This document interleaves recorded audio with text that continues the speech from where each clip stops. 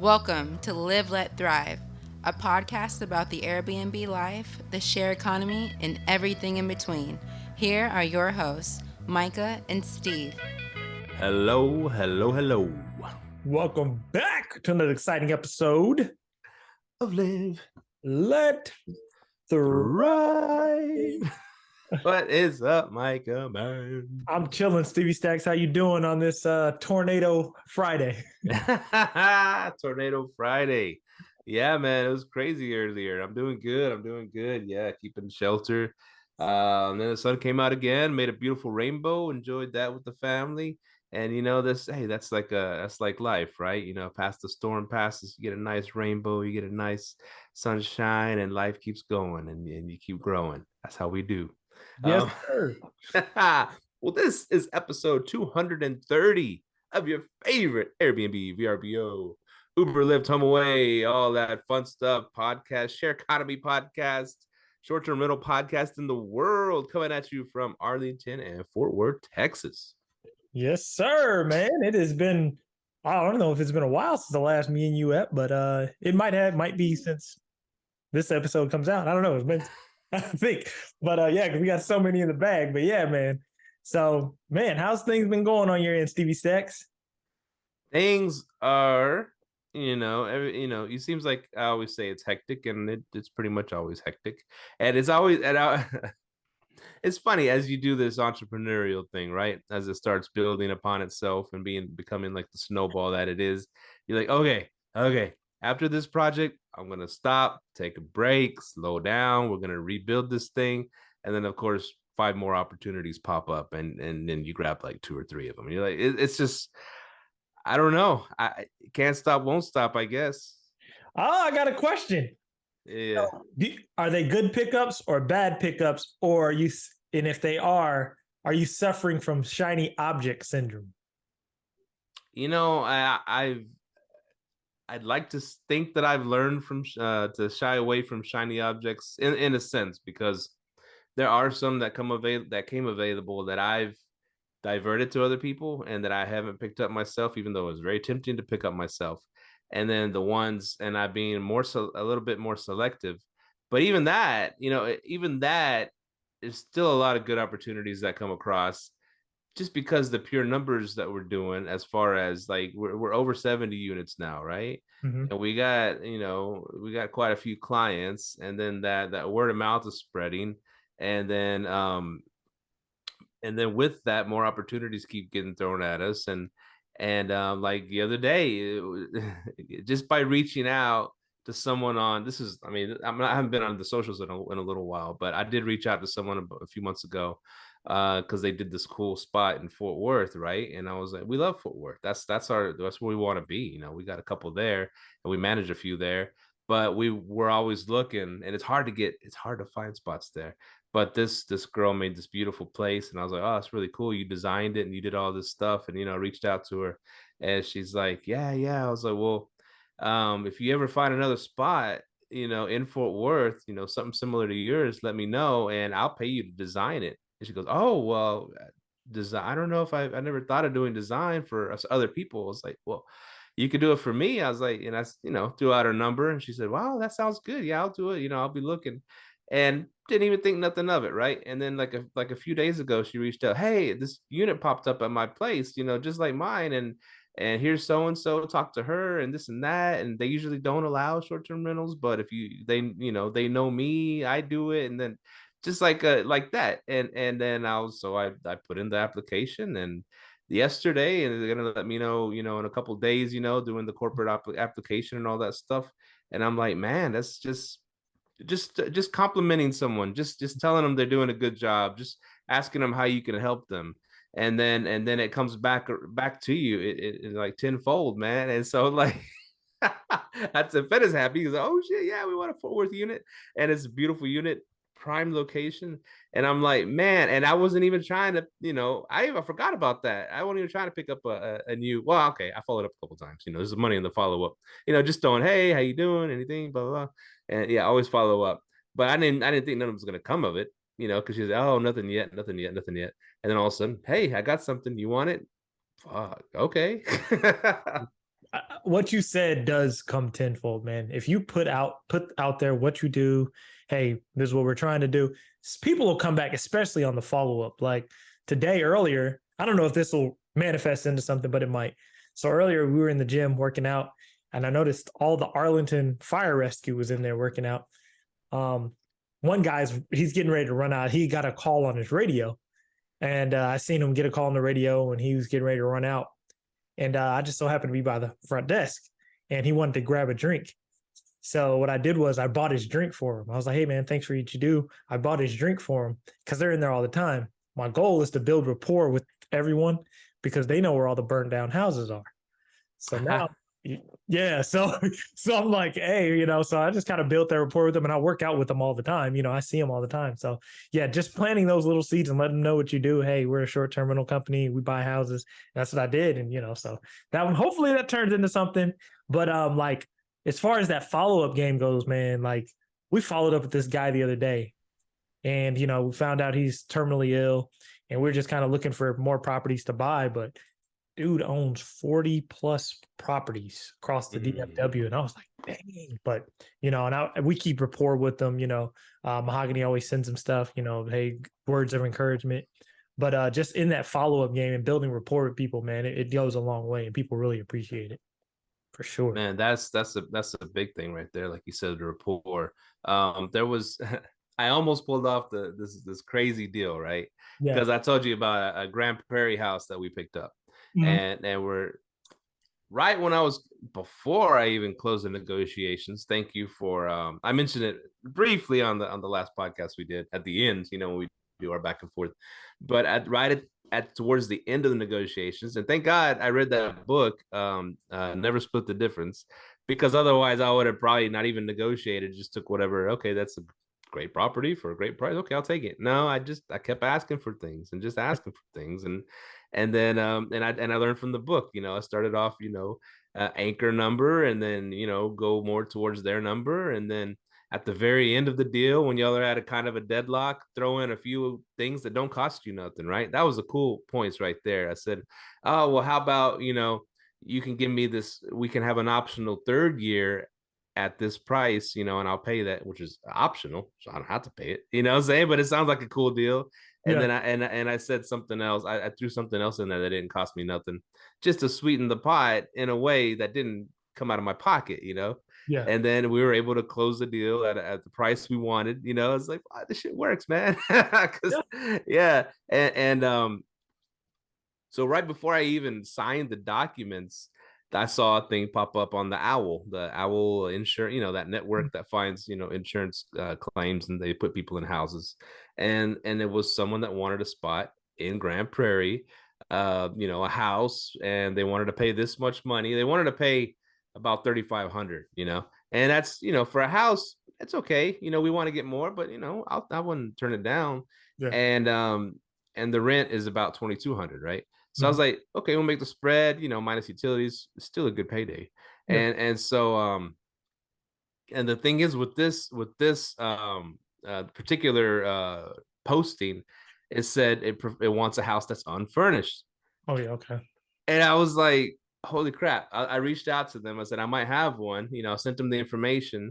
Said, okay, it looks good.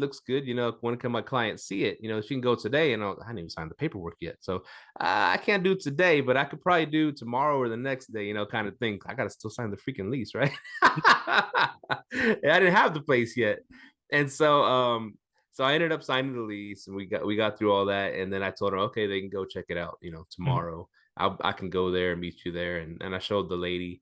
And then it was just like this middle-aged, well, I don't know, 60 something, 70, I don't know, white lady that just told me her whole life story, and all I did was listen, right? And she just wanted something to talk to, right? Yep.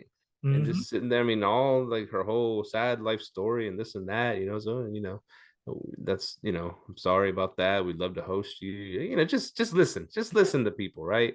Talk, shut up. That's all you do. Yeah. And then shut up. and so formed a great rapport.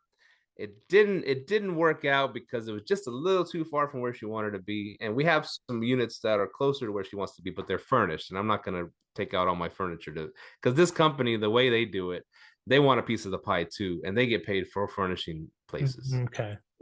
So they ain't gonna get no money, extra cherry on top if they don't get to furnish the place. It's a weird deal. Yeah. But anyways, so that didn't work out, but so I went ahead and started the process of getting it put together for short-term, mid-term, long-term rental.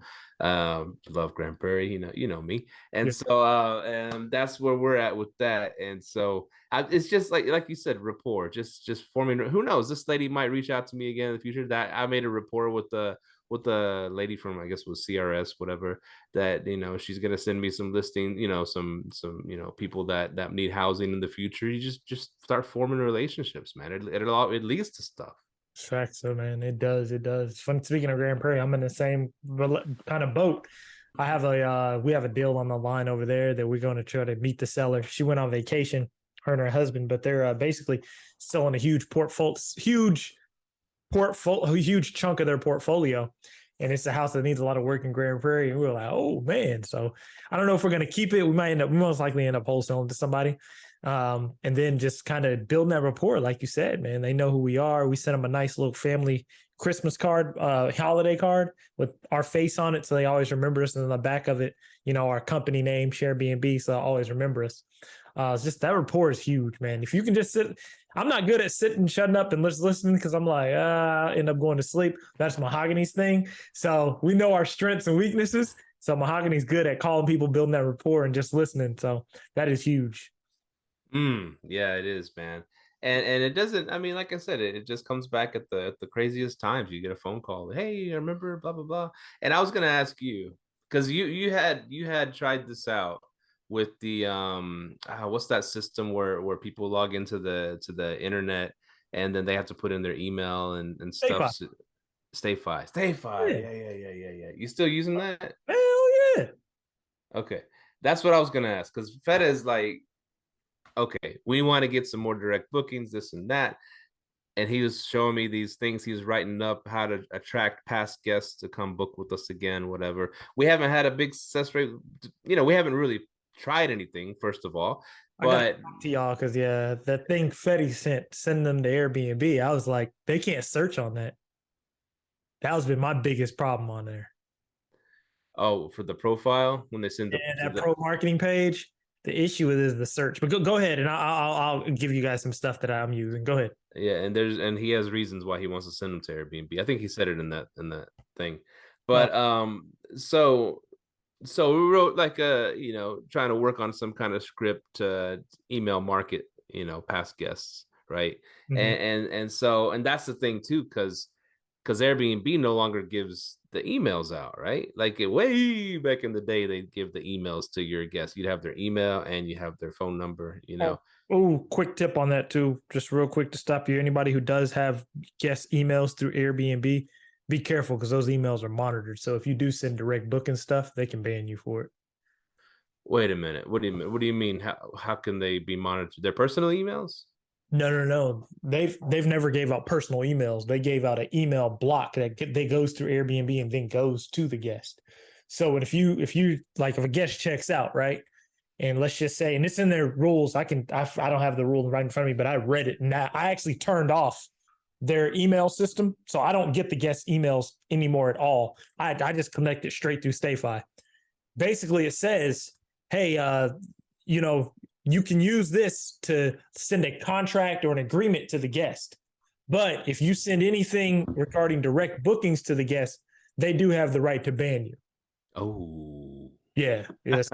Yeah. So that definitely is a factor. If you're using that it comes through as like a user email. If you click the little button, if you go to your account and you say that you're a professional host and you use like a PMS, yeah, they'll give you the email. I turned it off though, because what was happening is I had it on, and anyone who books Hostfully, I have my Hostfully in my MailChimp set up.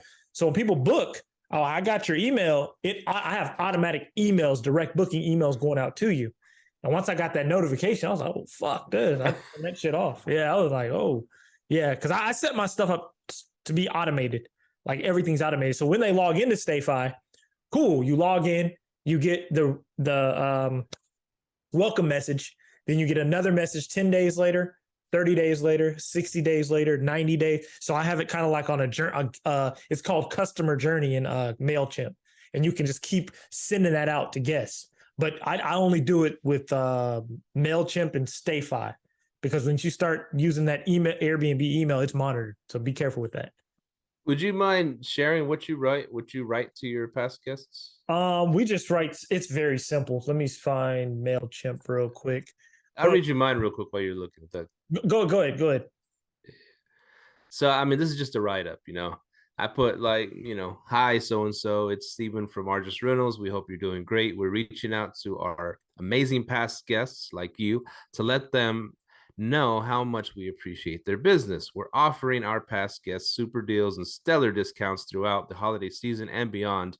Book now at any of our prime locations and take advantage of these amazing savings or these money saving offers. At Argus, making our guests happy is our number one goal, and we would love nothing more than to be your go-to provider for many of your accommodation needs. We want to thank you by extending great deals on repeat stays and providing exceptionally clean stays, convenient self check-ins and checkouts, outstanding customer service, and above all, great value. Thank you again for staying with us and continuing to stay with us. We look forward to serving you, and follow us and send us a message on IG at Argus Rentals for an additional 10% off future stays. Bonjour, something like that. Okay, let me pull mine up. But one thing I was telling you, because I know, well, one of the reasons was you guys don't have discount codes on your website, right? Was the we reason? Don't. Okay, so here's your answer to that. Like, what you could do to wait till you get discount codes, go into your Hostfully app and raise your Airbnb prices 10% on the rate multiplier. So when they go directly to your site, they automatically see 10% off, because they're going to log in. Oh, I ain't paying no host guest fee, no service fees, and I get a 10% discount. So they're winning all the way, and you're winning as well. So therefore, you don't have to set up a discount code. You can go ahead and set up a discount code for all the holidays to use in the future. But for now, just a quick reference point, always list your Airbnb price like 10% higher. I list my Airbnb price 10% higher. My VRBO is 15 and my booking.com is 20. So then every time they come to my website, no matter who it is, and another thing I did today was I turned on every single channel in Hostfully, and I toggled them all to on. So I'm out there everywhere. But on all those channels, I made sure there's a minimum of a 10% boost if you pay on one of those. And then I'm automatic a 10% discount if you come to my website. Okay. So now go ahead. No, I like that, man. And that's what I was thinking. That's the best way to do it is using something like StayFi, and it's sending, a MailChimp and automatically sending them emails. Now, what would you say is your success rate on getting past guests to stay again? My success rate on past guests, like we just got one who was left and came back. I don't have a percentage, but it usually works for those that are looking to like not pay the Airbnb service fee. But I have a past guest in right now who booked for 30 days because he has a person in the hospital, and he's like, hey man, I want to come back. And I was like, hey, go to the website, get a 10% discount. But maybe when it's something like that, I always call them. Yeah. Oh, and that's another thing. You got to pick up the phone. Now, did he mention? I'll give you this real quick. This is one where you would say, so we send them. Basically, we'll send them an email after 10 days. It'll say something like, oh, we forgot to give you your 10% off discount when you book directly with Airbnb. And it'll have a picture of the properties. And then we would say, we'd like to thank you again for staying with Airbnb during your last visit to Little Rock. So they get a separate email depending on where they visited. So if they visited Dallas, they get the Dallas pictures, and then they get the, hey, thanks for coming to the Dallas area. Basically, that's how it is. But yeah, now go ahead. Now, let's say, did he mention anything that about the email, helped him to, motivated him to rebook? I mean, is there any evidence that? No, because we've had people book with us again just out of we hadn't done no marketing, nothing. Rebook how though? On Airbnb, they've done Airbnb. Yeah, and so yeah, if they're people who rebook on Airbnb, they usually have a really good experience at that place. Rebooking on Airbnb, I have a pretty high success rate. Booking direct, they'll rebook after they book direct one time. Like they'll book through Airbnb and be like, oh, we can get a cheaper discount if we book direct, right? And then they'll book direct. And then I haven't had too much success rate after they book direct, then book direct again. I haven't had that yet. I probably had one or two. Right. But you can rest assured if you are on your marketing, like this is one thing I tell people, if you ain't collecting guest emails outside of the platform, if you ain't collecting guest emails, you're messing up. You know what I mean? You need to put that on your StayFi when they log in, however else you get it. I think you guys use the guidebooks, right? So yeah, if you use the guidebooks to get it, just make sure those guidebooks are connected to your email marketing campaign. And one cool thing about MailChimp, they can actually skip trace who the person is, and you can send them holiday gift cards to their direct address. That's powerful because you can put your logo on that. Nice. Yeah. Now, speaking of collecting the emails, so now is this a violation? Here's the thing. At this one spot, we have 2 units. It's off Lovers Lane in I'm sorry, Dallas, close to Love Field. These units do good as midterms, but here's the thing: they can only, just recently in the last year, we used to do both, midterms and short-term stays, whatever. And they just really been cracking down a lot in the Airbnb. It's never really been legal there. They've always turned a blind eye, but of course, you know the drill. Another management company takes over and all that stuff.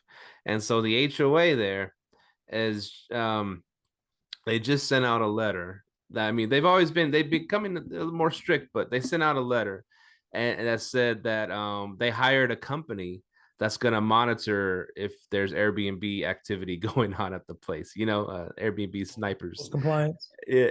Something like, yeah, I guess not the city. They named some company that they hired to monitor and of course our people are because they're arbitrages, our landlords sent us the letter and said, hey, could you send us a copy of your current leases that you have with your guests? And I said, well, at first I sent a screenshot of the Airbnb booking and said, look, these are 30-day plus stays. And they were, right.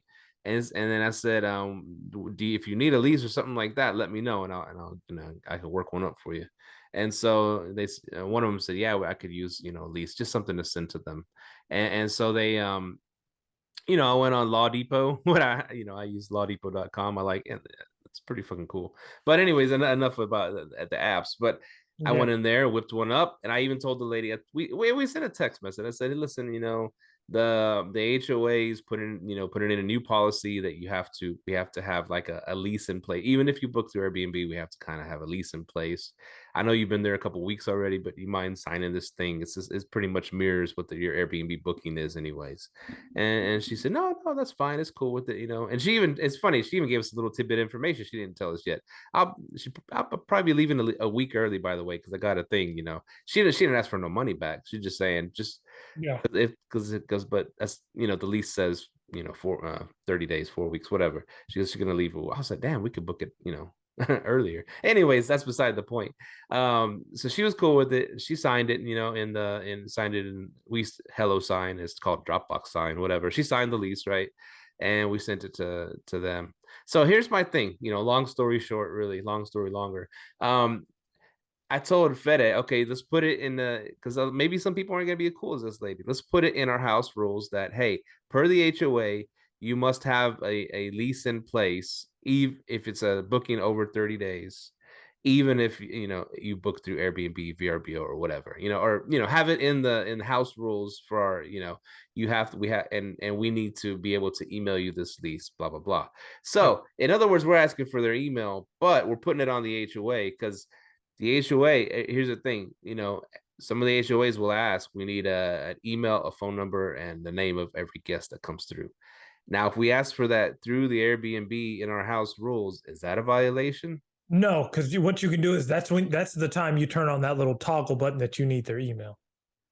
And as long as they see you're just sending documentation for your HOA, you're good. Yeah, but you said it's not really their email that you're looking at. Correct, but you're not asking for any direct booking. You're not saying, "Hey, book direct with me, get 10% off." Yeah, but I was thinking of that being a roundabout way of collecting emails. I mean, you could, but I mean, they're not looking for that. As long as you're something legitimately to them, That's all they care about. They understand you need their email. That's why they have that feature there. So if you turn that feature on and you're just sending whatever to them, they're fine. But if you're sending like, illicit, book direct, things like that, then yeah, they can flag you. But yeah, you can do that all day. Okay. I guess my whole point was if I can put it on the HOA to get their real emails. No, to get their real emails so we can collect their emails that way. Right. And they can't say nothing about it. No. And then just have it in your house rules. Yeah, exactly. You're good all day on that. And then I can then we can email market the hell out of them. Yeah, but I mean that's not your main category of getting their email anyway, right?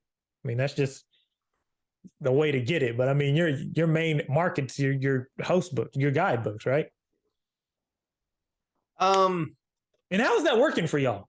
I'm not, I don't think we're really diving into that too much. The guidebooks. Yeah, I think we had toyed with it, but we're not using it. Y'all really. Getting emails? Oh, wait a minute. He's harvesting them somehow. I guess. Is that what he told you? He's getting them all through the guidebooks. Yeah, like at this point, how big is y'all email list? It should be bigger than mine because if y'all do at 70, let's say you got two. How long y'all been at 70? Like a few weeks, but now we're crossing that line. Yeah. You guys should be collecting a heavy amount of emails. That's like at this point in your guys' business, that should be a huge key piece to your business because you want to really, I mean, having being on the OTAs is cool, but once you hit that 70 scale, collect those emails, man. I would use StayFi. Like I pay StayFi and I probably have just in mind, just from people who've stayed. Yeah, we have 1,200 emails. Damn.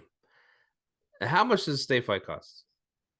Like I think $5 to $14 a month. I think like $5 a month for each property. Yeah, each StayFi device that you use. Oh, okay. And how much is that device to buy? That device like 80. But I mean, it's a wash because that's part of your startup cost. Right. It's worth it though. Like matter of fact, StayFi. This is the best part about StayFi. They have email marketing campaigns. They'll just give you, and you can throw in MailChimp. That's basically a lot. Yeah, that's what I do. Like StayFi is going to be an industry disruptor with all the stuff that they're doing. They're going deep on email marketing, text marketing. That's another thing they do have. They have text marketing, and I do have their text marketing.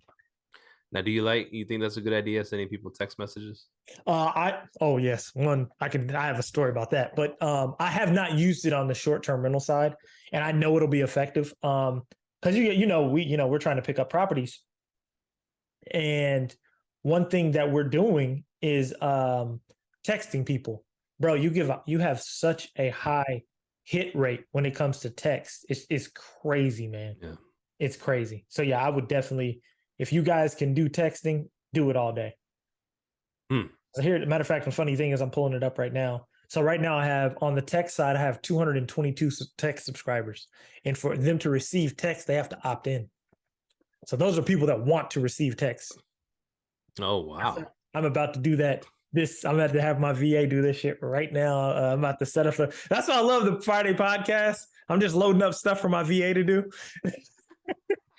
So, yeah, man, it's been working pretty well. So actually I sent the campaign out to get 10% off. 23 messages were sent, 17 were delivered, and then 3 people clicked on the 10% off link. Now, I don't know how many people actually used it. Yeah. So yeah, that man, StayFi is the truth. If you can get into StayFi, man, get into it, dude. Yeah, we do. We definitely need to try that, man. We need to try that. Man, so I spoke with Ann a little bit from Kim and Ann. Remember Kim and Ann that come on our show? Somebody just hit me up about them too. A fan of the show just hit me up about them, asking because they're trying to get into the salon suites. It's crazy how this world just everything connects. It's probably the same dude that hit me up trying to get in. Oh, yeah, okay. A fan of the show. I did end up hooking them. They finally connected, Yeah. But she's out there hustling, man. It's funny. Everybody has a different approach to business, right? And hers is she don't like debt. She hates debt. She don't want to get into it. She says not just because she understands how it accelerates your business or whatever, but she just don't like to do things because she has to pay the debt. So it's her different approach. And of course, and she said they're in the middle of some huge projects right now. A ton of things going crazy. It's pretty hectic for them right now, but they'll always end up on top. Yeah, they're gangsters. Yeah, Kim and Ann doing the salon suite arbitrages over there. Something I noticed, speaking of business, speaking of trying different things out, whatever. You've been to a dollar store lately? $1.25 store? no, I have not. Dollar Tree? Well, what? I don't know how this relates to short-term rentals or whatever, but I walked down this certain aisle, right? I walked down this certain aisle, and it was all the stuff was pretty nice. It was like, dang, they got some cool things here, man. Some really nice stuff, right? And started looking at it, and then I noticed underneath it, everything was $5. And I was like, what the hell? They have a $5 aisle now at the dollar store. Wow. I ain't been in a while. I guess I don't know, to bring it all the way around, it's you never know, even if okay, here, I'm gonna try to land this plane, right? As they say. So you go to a dollar store, okay, the whole CEO, the whole execs, we gotta bargain, we gotta sell things for $1 because that's what our customers demand, this and that. I bet someone in the room says, hey, how about we do a $5 aisle? What the fuck? This is a dollar store. And it's probably like gonna make them a shit ton of money because they're upselling something that people just probably wouldn't think that dollar store people are gonna go buy $5 things, right, at the dollar store. But I bet they're gonna sell a bunch of them. I don't know, it might be a great idea. It might be a good idea for us to upsell things in our business that you wouldn't regularly think that someone's, oh, no one's gonna pay $5 for a soda, $10 for a popcorn. They'll pay that shit, bro. Yes, I really will. That's why I mean, I've kind of been told, like I'm actually really into Anne, who came on the show about making more money, $6,000 per year on your Airbnb by simply upselling things that are inside of the unit. I think that's something that's definitely going to be coming. And I think it's something you can be looking at, because if you're making $6,000 a year extra on a unit, I'm like, what? You're up to 70? That's a cash cow at scale. You know what I mean? So you got to start looking at stuff like that, man. That is, and also it's an amenity and an add-on. And by the way, speaking of that, Airbnb just added a whole bunch more categories. I don't know if y'all are aware of that. Oh yeah, like rice cookers, all that. I am going to start getting that stuff and making sure I have it in my Airbnb. I think Sean brought that one up a long time ago, having a rice cooker. I think he brought it up a while ago. So yeah, I'm definitely going to be looking to add as many amenities as possible. Because in order to get booked on VRBO, the dude told me, he goes, they want you to have at least 60 plus amenities checked. I was like, damn. He goes, yeah, because they want vacation rental people to come in. He goes, because he told me, he goes, I noticed your listings are more catered towards business travelers. And I was like, yeah, they are. So VRBO probably isn't my place, Yeah. Yeah, the rice cooker, that's an interesting thing. Especially that would be a great idea in our Houston units. We attract a lot of Asians in our Houston units, Yeah. And but you be sure to put a sticker on there that says no curry. Man, that's a hard smell to get out of there. Yeah, dude. Man, sorry, I love to eat. I love curry. I love to eat it, man. But man, deep cleans to get that out.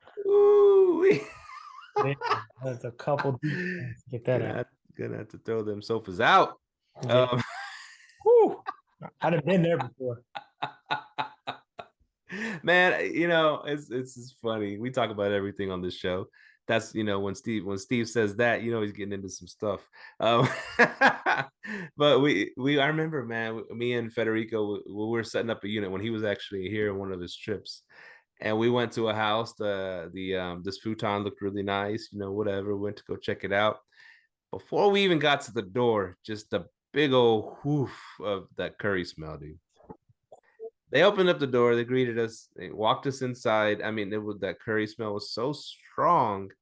we saw the thing, and he's like, yeah, well, here it is. Here's, you like the price? You got a truck. And I was like, it looks all right, man, but I don't think it's gonna work out, bro. I couldn't buy it, man. I mean, no offense, no offense. That's what they always say, right? That's what Kyrie and Kanye said. But but that curry smell, dude, it is strong, and there's no way I could have bought that thing. They'd have to sell it to another Indian family. But speaking of Kanye and Kyrie, yeah, they mess with the wrong tribe. You can't come back from messing with that tribe, bro. That's one thing you don't mess with. Nah, you can't. That's why you got you in your pockets right there. That's why you gotta be in 100% control of your cash, bro. For real. You gotta do that shit the Master P way, bro. Hey, walk in there and tell them you distribute my shit. I don't work for you. If you're an athlete or a rapper, man, I'm telling you, $40 million slave. That book came out for a reason. But hey, anyways, get off politics. Hey, I'm just saying, you sign that dotted line. What the fuck you signing, bro? J. Princeton and Master P it, man. But he's knocking on Skechers' door, please. Let's hook up. Let's sell some shoes. Oh no, Kanye paid out. He good. Yeah, he good. He lost his. Adidas ain't about to make money. You thought without him? Buying? Hell no. Like buying Yeezys because Adidas on them. Ain't nobody want to sign with no damn Adidas. If Allen Iverson chose Reebok over Adidas, yeah, like Kanye's good. From what I heard, Adidas still had control of that Yeezy brand, though. Correct. So the face away from the brand. What is the brand? Nothing. We'll see. We'll see. Yeah, but that's a power play. You got to go in 100% control, man. Control your own shit. So go look it up. The Saturday Night Live skit, the Saturday Night Live Skechers skit is so funny, dude. And they talk about, yeah, Kanye came to us, and we said no. He goes, imagine that though. He came to Skechers. That means we're cool, They went in a whole long thing on. What would we even call them? Skeezies? Wow, that is pretty cool. I don't know. It was hilarious, man. But yeah, but I like what you're saying. Yeah, 100% control of your business. And that's what I preach in short-term rentals. Like that's why I'm kind of against the whole being 100% on the arbitrage side. Like, person can come and tell you, "Hey, the lease is up. Go ahead and get out." I'm good on that. Like, it's just something I'm not willing to play with. Like, I don't know, like one person who, like I just said, like Master P, he's the one who really, like, listening to him as a little kid, like he really got me into business. Like the dude was just next level smart. Like they offered him $1 million and he turned it down. He goes, no, you offer me $1 million. You don't even know me. I know I'm worth 20, 30. You know what I'm saying? So like, I'm not taking a piece of the pie. And then he signed his deal where he makes 85% and they distribute his product for 15%. 100% control, because they knew he could control, he could distribute without him because he was doing it already. He was distributing on the back seat of the trunk of his car, making money. They seen that. They were like, so yeah, man, it's about having control. That's why I say when you're doing this, and I think we talked about this with Sarah. She said she bought her first one and she got the bug and doesn't want to go back to arbitrage. I'm like, yeah, that power control is. Man, you feel it. You're like, dang, I ain't gotta be, hey, I gotta make my money for the lead. That's cool. But yeah, man, that control is huge. That is huge. And I've mentioned it on the show before. I do like arbitrage play if it's something that you can see yourself buying in the future. You get a relationship with the owner, and then because you get to test drive it, you get to see, oh shit, this thing's making me $5,000 a month every month. This is shit. So if I buy it at this price, my mortgage is going to be, $2,000 a month. That's a $3,000 spread. Hell yeah, it's a good deal. Now, if it's only making you $2,000 a month, you're like, yeah, I'm not going to buy this thing. I got to test drive it for a year. What's the mortgage? It's not putting out. What's the mortgage? No, I'm just saying. If you get a house and all of a sudden it's a dud, right? And you're on an arbitrage and it's a dud. That's right. Yeah, but it's a house. So what's the mortgage? If you were to buy it, what's the mortgage? I don't give a shit about Airbnb numbers. Does it cash flow on a long-term lease? If it does, I can Airbnb that bitch. Okay. Let me break it down like this. I know you always push back a little on my stuff. Here's what I was trying to explain, that if it's, let's just say for whatever reason the house doesn't rent well, and you find out later there's a septic tank like a block away, it pushes stuff and it stinks all the time, or you got some asshole neighbors, a Karen next door that's really making your life difficult. You tried it for a year. Okay, good thing I didn't buy this damn thing, right? That's what I'm getting at. You get to test drive these things. That is true. See, I don't know. I guess I think too much like an investor, because a septic tank issue. Hey, man, we got a septic tank issue. You interested in selling? Hey, man, this thing will cost you about 15 grand. So, man, you interested in selling? Yeah, everything's a good deal at the right price, right? Exactly. But no, I see what you're saying. But like, I do like the play of, having that option on the table. If you're doing a house, you can kind of test drive it. And me personally, me and a business partner of mine, we're working on this right now. This lady, she's had to have a few issues in her house. She fixed a few of them, but there's still issues. So I was telling her, I'm like, man, let's just make an offer on it and tell her, hey, man, here's the issues with the house. We want to keep the lease, but I mean, if you want to sell this thing, you're going to have to do this much work. Mm-hmm. More than likely, landlords don't want to do that work, right? So they're willing to sell it at a discount. Then you get the house at a discount. You ain't got to furnish it. What you can do is get it at a discount. You're already making money on the short-term rental side. Shut down the short-term rental side. Get your hard money. Put the work in. Refinance all your money back out. You're good to go. Nice. Now, would you go one step further? Because you already said you would pay for an inspection on arbitrage. You would do that, right? Oh, yes. Okay, that's a great idea. Now, would you go one step further? You're talking to this lady. Hey, she knows you. Would you pay for an appraisal just to get it appraised by a professional? Then you'll have more ammunition to go to her. Listen, we already had this place, as long as you had this. Yeah, that's going to happen anyway, as long as you have it under contract. Hard money. No, I know that. Yeah, I know that's going to happen anyways. But I'm saying before you even start the discussion with her, where she's like, oh, well, my house is worth $500,000. You're like, well, actually, we kind of got it appraised, because we have a buddy, and it's gonna appraise for $350. So let's work on the numbers a little bit. I do that. I do my due diligence beforehand. So the appraiser is paid for by the hard money. So when I'm talking to her, I'm going to be like, look, this is what's going on over here. This is how much it costs to fix it. So this is why I need it at this price. And then I'll present what I do is, because I like for everything to be win-win. I'll tell her, hey, you can take it to market, make this much money. You're probably going to make what I'm going to give you in cash, because you're going to have to pay realtor fees, whatever. So it's multiple ways to do it. You know what I'm saying? So I'm not going to do the appraisal until the hard money comes in and runs that appraisal. Because I'm going to tell the hard money guy already going to tell his appraisal, because I'm going to tell the hard money guy what's wrong, right? Because I'm going to give him a scope of work. He already going to be telling the appraiser, hey, man, this, and this is wrong. So the appraiser's walking in knowing this shit's fucked up, and some appraisers are lazy. They just already going to mark off, hey, man, your plumbing's fucked up. Hard money, our guy already told me anyway, it's in the scope of work. I remember when I was knocking off, that's another cool aspect of real estate. Why put 20% down? Oh, the PMI. Yeah, well, I didn't do that. In any of my houses, I put 3% down, got into them, hopped to the next one. You know how I did it. And then a few years later, everything went up like crazy. And then I just went to the bank and paid for an appraisal. And then, it just paid for an appraisal and it fell off. If it hits that mark where you got 80% equity in the house, they just pull off the PMI. You don't have to refinance or anything. So you just refinance. Do what? You didn't refinance? Well, I got low interest rates because I bought them as a owner occupied house, right? So I did. I looked into it, right? Back when. So you get a better interest rate if you buy a house and live in it, right? Correct.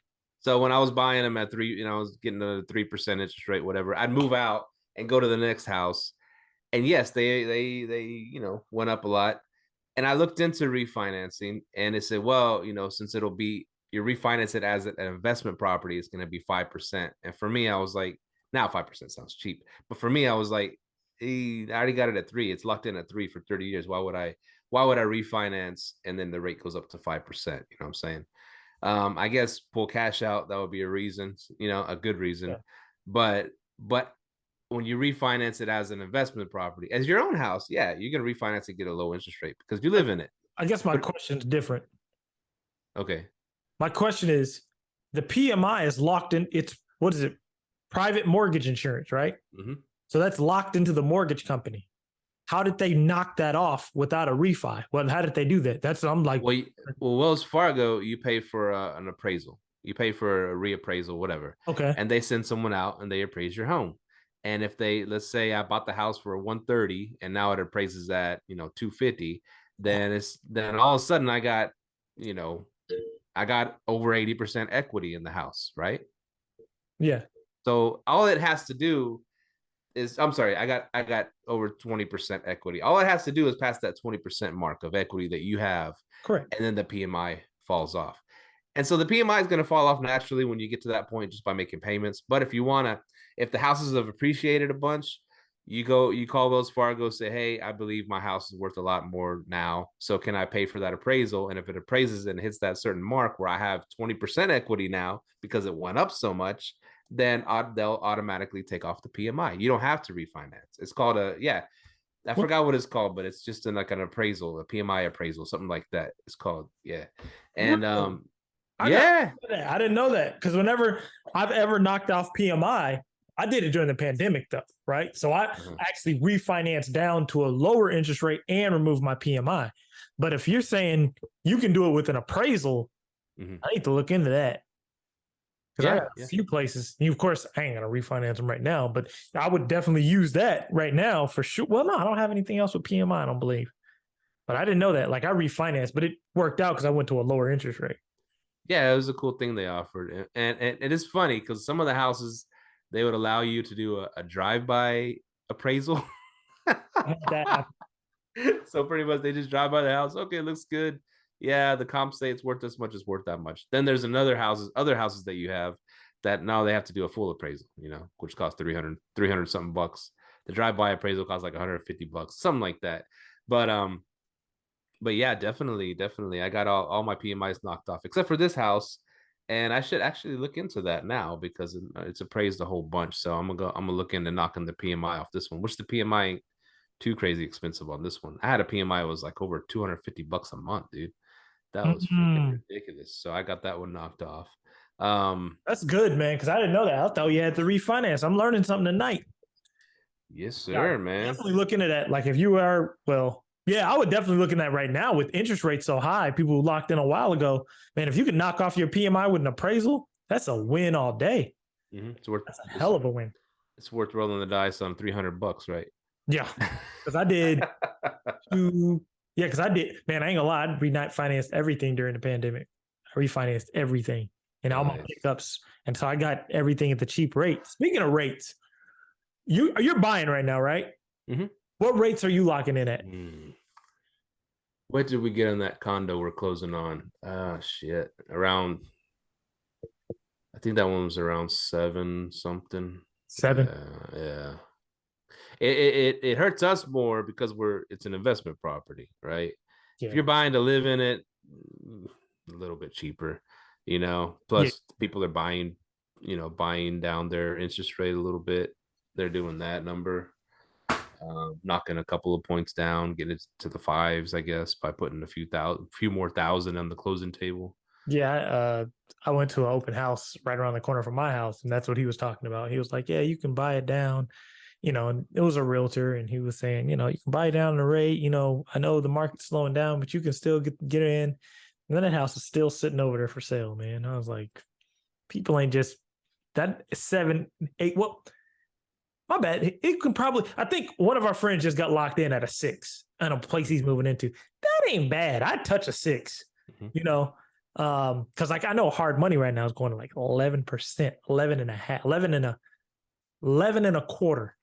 On hard money. So if you get in, better get the hell out quick. I mean, you're only paying interest, but better get in, get out quick. You know what I mean? So, but I tell people it's all relative, right? I mean, if we had to pay 7-8%, whatever it was, and whatever the house we got, our mortgage payments, $2,500. If we can make $4,500 on it, it's still a fucking good deal, right? You're still cash flowing $2,000 a month. Steve, don't fall into running into them short-term rental numbers and, okay. and properties yeah. off. Be careful, man. I know. Be sure the backstop is right there too, where you can rent it out for at least 2,500. Even if you break even during these high interest rate times, I mean, in the future you can refi, and plus you have renters paying it off for you, right? Yeah, I just kind of be careful right now because it's getting muddy out there, and like I'll just share what my mentor said to me. He was telling this lady came and said she had this huge amount of cash, right? He was like, it's like, look, I'm gonna be honest with you. If you're about to buy something to move into, he would wait. He goes, if you want to wait to buy, if you're gonna move into something, he said, wait for like a year. It's gonna go down. Then you go ahead and buy you something to move into. He goes, everything right now you need to pick up as an investment property and pick it up in a creative, strategic way. So then now you're walking in with huge amounts of equity because right now it's a buyer's market. So yeah, I mean, if you're the interest rates is one thing, but it depends on how you're buying, man. Be very careful with how you buy and what you're doing, because it it can look cool on one side, but yeah, just be very careful. Yeah, be careful just picking up stuff. I'm not even looking at short-term rental numbers. I only look at long-term because that's what I'm going to lease it out to myself for anyway. And then everything else is cake. That's just butter. That's just icing on top of the cake. That's a good point, man. No, that's a good point. Yeah. Speaking of, man, look at Dallas. Dallas is getting ugly, man. These regulations. I don't know. It's business, right? I know it's ugly with these regulations. Like, I don't know. Like, I don't. It doesn't affect the few units that I have over there because I'm in like I'm on the commercial side, but houses, man. Yeah, it ain't looking pretty, man. It's brutal. So that's why I tell people, especially right now, be very careful if you're just buying and looking at short-term rental numbers. You got to look at that LTR, because man, I don't know how Dallas is going to turn out, but it just ain't looking good. What have you heard on your end? Just what Theron and them are, going back and forth on. We've got some meetings coming up. We've invested quite a bit of money into the cause. We believe, it's an important cause, because I mean, even if like, let's say, I'm not even in Dallas, yeah, it's going to spread to other big cities. It's going to spread to other places. We can't give up any of our freedoms. We can't. We should always fight to save our freedoms. Yeah. So yeah, don't turn a blind eye. Anybody out there want to donate to the cause, hit up Theron, the STR superhero, Theron, I believe. Anyways, he's out there fighting for all of us to keep this short-term rental game going. Short-term rental game. Hey, okay, let's get it short. I do midterm rentals. I do long-term, shit. You give the government a little bit of power, they might get rid of midterm rentals next. They might say anything under a year we can't do. Anything under 2. You don't want to give them any power. You want to stop it before it starts, the cancer starts to spread. So yeah, help. Donate money to the cause, to Theron, STR Hero. Look them up. You'll find them. Theron. Let's save our industry. This is an important fight, man. Yeah, it is, man. Because I'm looking at more and more places that coming with the bull. They're coming in hard, man. Doug hit it on the head, man. They're coming for Arkansas now. It's like, damn, man. Jerry, man. Oh, Jerry want that money. Well, how much money does he need? Got all of it. They need all this. Got that taste. I don't know. It's crazy. It's funny, but yeah, I think just being real smart, and also just being able to diversify your midterm rentals, long-term rentals, being able to get insurance clients, get government contracts. It's time to really dive into that and be truly into the short-term rental space. Yeah, man. We've seen in our short time investing in short-term rentals, we've seen some really big swings, because back when you were starting, you saw it on the uptick, like, this is crazy. I'm making money out of every single room in my house, plus the condo you had. You're making good money on all this stuff, and it was easy. And then I got into it and started making good money, and this is easy. And then all of a sudden the regulations start shutting everybody down. So the downtick, and all of a sudden, so we started doing arbitrages, uptick, and then COVID happened, downtick. I mean, that's just how life is, man. You got the ups and downs, and and you can't just wait for the perfect opportunity to invest, right? I mean, you just got to go out there and do it, and then take your licks and learn from them, and then keep going. Yeah, I agree.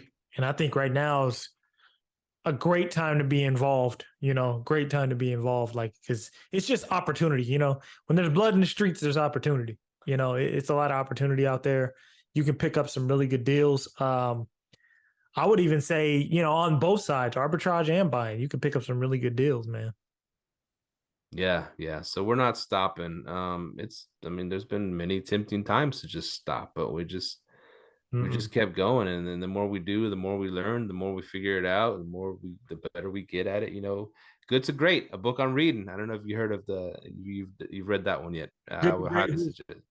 Good to Great is Jim Collins. He wrote that, and it's just talking about what made good businesses make that transition to become great businesses. And it is really cool, and it talks about the CEOs that led those companies and how they did it, right? And it wasn't on ego. It was more just they weren't immune to bad feedback from the crew. Anybody, that's what I'm seeing, a theme in the whole book is like anybody in the on the team can say, hey, this is wrong, we shouldn't be doing this, they should not be afraid to go to the leader and say, the leader, the CEO, whatever, and say something's wrong here, we need to fix this or that. Whereas companies with egotistical leaders, they really people are afraid to tell them bad news, and the company suffers because of it. And he goes, and one of the cool things from the book, I'm still reading it, but it's saying putting the right being a successful business is getting the right people on the bus and getting the wrong people off the bus. And it just goes into like these companies that just if you don't fit there what they're doing, what they're trying to do, that person needs to leave like immediately. You can't say, well, they're doing an okay job at that position, and blah blah blah.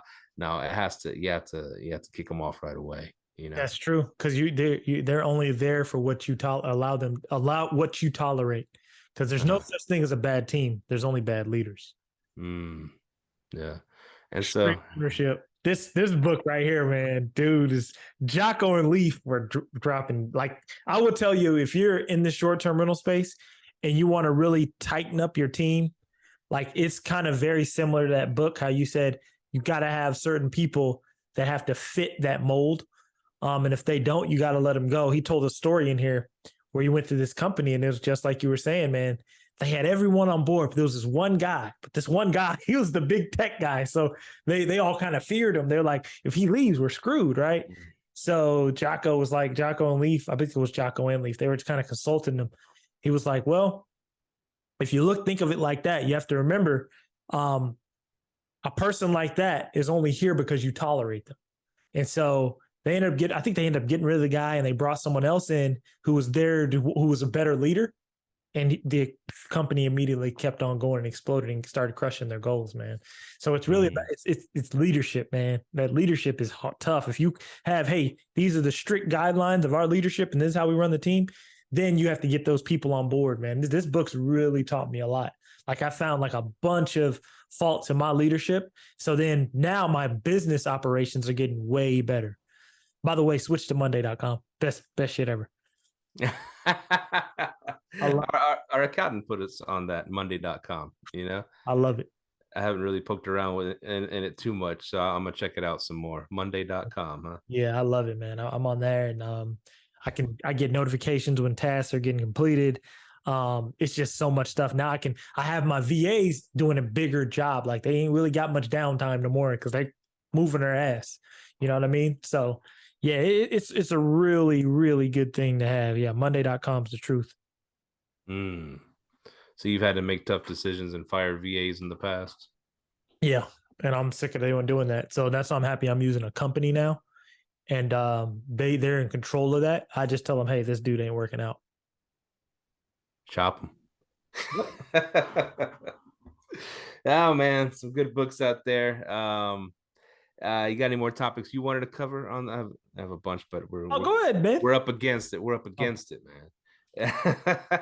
Cool, man. Yeah. Like I said, that book, Good to Great. I've been reading that. It's been giving me a lot of I just a wrote lot it. of yeah. It's good, dude. It's good so far, man.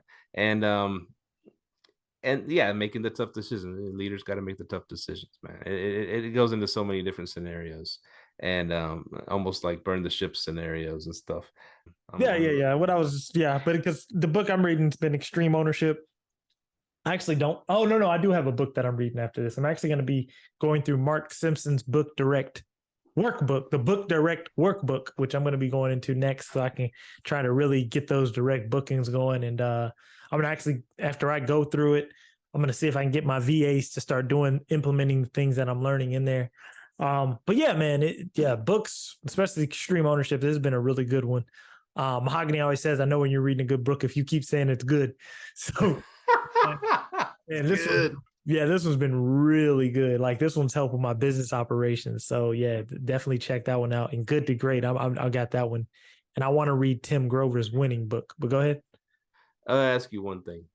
I'll ask you one thing about, okay, this is a regular setting up your short, midterm, whatever, house that you want to rent out. So this house comes with three bedrooms, right? It has 2 dining areas, the living room, of course. And then it has a front room that looks like it could be an office, right? It's built to be an office, right? There's no closet in it, but it just has that big opening and has so it's a decent sized room. Now, is money better spent it being an office or being a game room? Target clientele, families, game room, business travel, office. Target clientele. That's all it depends upon. Okay. Yeah. Who's your target clientele? Like, for example, if I was in a vacation rental market, like Poconos, wherever vacation rental market, it'd be a game room all day. Because I know I'm attracting families for vacation rentals. Yeah. Yeah, I gotta clarify that who I'm serving with that house. It's Grand Prairie. So Okay. I'm thinking, well, they might be coming in town for the games and stuff like that, concerts and stuff like that. Maybe I'll make it more of a game room. No, this is my question too on that. People coming in for the games, has it been worth it for them coming in for the games? Because how long do they usually stay? About 2-3 days. Yeah, for the games, yeah, 2 or 3 days, something like that. Now these houses have been landing us a lot of longer term, midterm bookings. You know, but for the games, and it is funny because it's not just the 8 football games that Jerry gives us, right? It's also the Rangers games, but it's there's so many events that happen at that Texas that Cowboys AT&T Stadium, Oh, the concerts too. George Strait. I mean, I'm sorry, Garth Brooks concert. That was a huge draw. Yeah.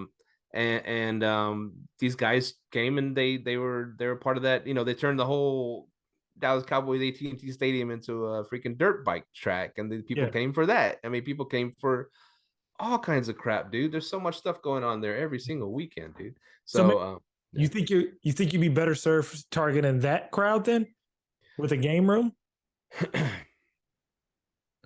And also, is this one of your arbitrages or are you managing it for somebody? This is our arbitrage. This is actually a really good think tank that people, and for people listening, you do kind of have to analyze that. Like, who is your target? You do have to analyze that, not kind of. Now, here's what I'm thinking. Okay. It might serve the kind of both in a way, because I do want families to rent it, right? I don't want parties to happen. I want families. Now, if I make a badass game room that the parents are gonna look at, the kids are gonna look at it over their shoulder. Let's book that one. It's got this and that. It's got games. And to the parents, cool. There's a room we can throw the kids in, and then we can just hang out and do our thing. You know what I'm saying? I think that might be a good play. I like it too. I think that's because you're making the kids happy. They're in their own spot. I don't know, put a PS whatever. I haven't even played video games in a while. I believe that would work because, I mean, even the Cowboy games, you have people bringing their kids. When I used to rent out rooms, I had a guy bring his daughter to a Packer game. Let me ask a dumb question. So how does the PS 5s, 10s, whatever it is now, how does that work? Do these kids now have subscriptions, so wherever they go, whatever system they get on, they can sign in and play their games. Exactly. So I don't gotta buy fucking games. There's two versions. You can buy one where you put in discs, so you have to buy the games, or you can buy one where it's digital and you download the games from the cloud. But at the same time, if they have it at home, but I think from what I've heard, they have to have it on their cloud, and then they can download it to their PS5, to your PS5. From what I heard, you wouldn't have to buy games. I wouldn't even worry about that. I mean, that's a good question I would ask somebody. Because just from the logistics standpoint, should I have games available? And then, because I think you would want to charge for them to use that. That's a high-end item. I put a red box in my house.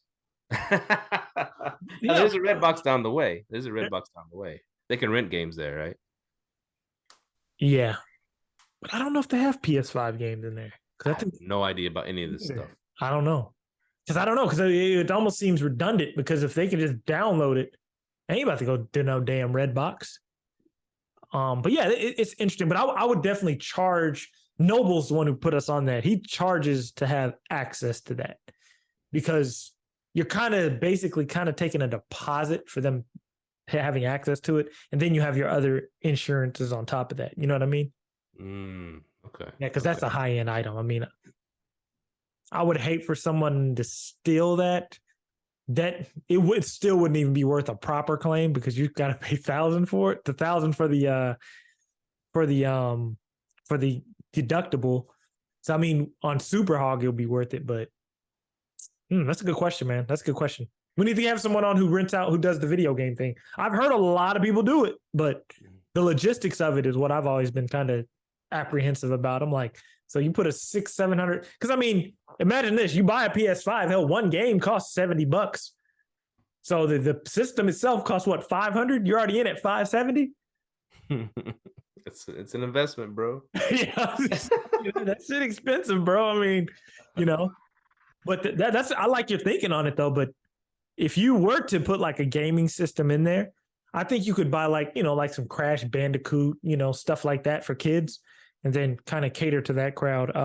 One cool thing that I seen that Heba showed me on one of her listings, what I would also put in there, if there's not carpet in there, set up their own little kids table for them to eat. That's been that's a hit. Yeah, you set up a kid's table for them to eat at. It's a good idea, dude. Yeah. So that target avatar is huge on that. Like, where do you because like the reason I like Plano is because it's always business travel. It's guaranteed business travel. Just do business travel.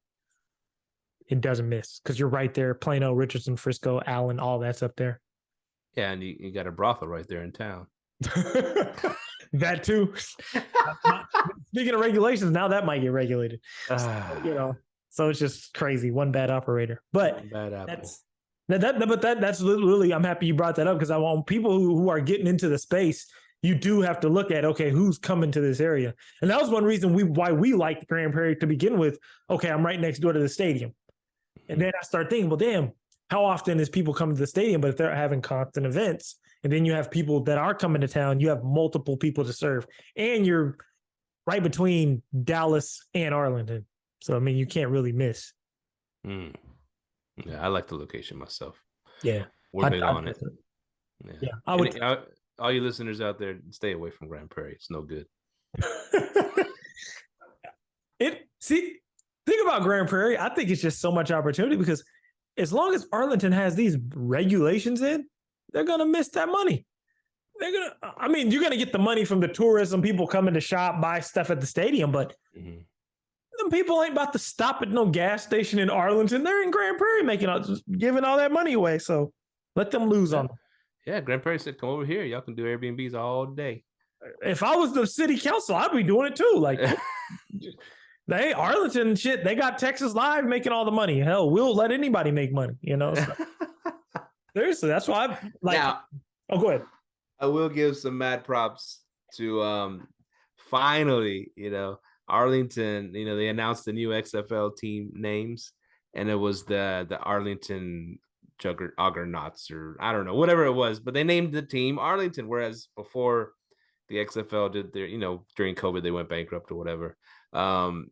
They were named the Dallas Argonauts, whatever the team name was. They named them Dallas, even though they were in freaking Arlington proper, right? Just like the Cowboys are. But I understand the Cowboys, it's the Dallas Cowboys. But I say you couldn't even get an XFL team named after your city. You're doing all this shit for them. But after we're in this year, they're relaunching the XFL. The Rock is bringing the XFL back, and they named it Arlington, whatever the fuck's the Arlington. Oh yeah, Jerry wasn't about to have them name that shit Dallas. They was named Dallas though before. They were. It was named Dallas when there was every team that comes here. The freaking WNBA team in there in a gymnasium in the University of UTA, and they're called the Dallas Wings. You couldn't even get Dallas Wings though, bro. Yeah, I think you're saying that because you're from here. When I hear Dallas, I'm thinking of DFW Dallas. No, so I see. Okay. Yeah, no. But I'm a Fort Worth. Fort Worth and Dallas ain't the same. Arlington and Dallas ain't the same. To me, yes. I know. To you, you're from here. Like me, if I take you to Portland, I'm gonna tell you, yeah, Portland. This part of Portland is different. But I mean, to tourists that want to come, they're like DFW, third largest metroplex. So if they hear Dallas, that's the attraction, Dallas. Just like New England Patriots don't play in New England. Exactly. It's the name of the whole area. They play like Boston or whatever. You know what I mean? Foxborough. So yeah, that's just how just how you get your tourist attraction. And that's why they're America's team. They know Jerry knows what he's doing. He ain't gonna win no title, but he knows what he's doing. We're gonna win it this year, bro. Give us more than one playoff game.